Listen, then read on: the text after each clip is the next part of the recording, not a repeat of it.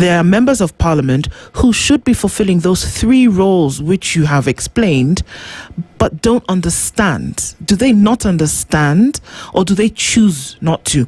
Because what it appears like, again, alluding to what you said, is that so long as you're part of a ruling party, for example, that you believe then your job is to endorse everything that should come and not push for the representation, oversight, budgetary that you have spoken about earlier. Is it forgetfulness or just lack of understanding? I think it's a hangover from our old constitution that, a lot of people have not transitioned.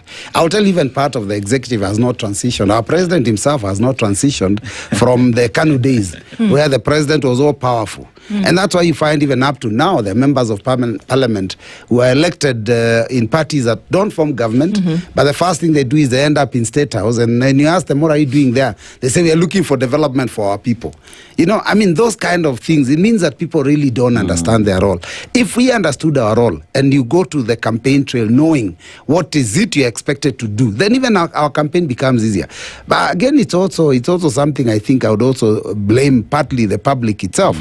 The general public expect that when you stand there to vie for MCA, that you tell them what you do for them.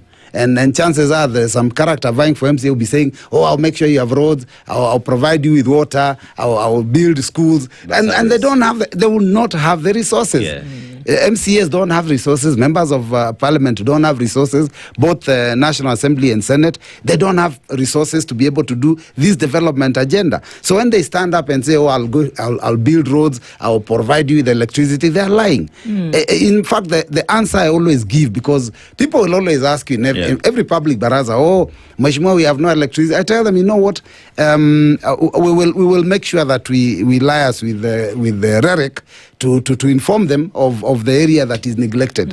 But I'm sure that in the fullness of time, every area will get connected. But there is a member who will go and say, I'm going to make sure that it's connected, as if they have the resources, and they don't. So I think it's a misunderstood thing, because we've changed our constitution about how many years ago now? About 16 years ago, and there are people who are still hung up to the old system.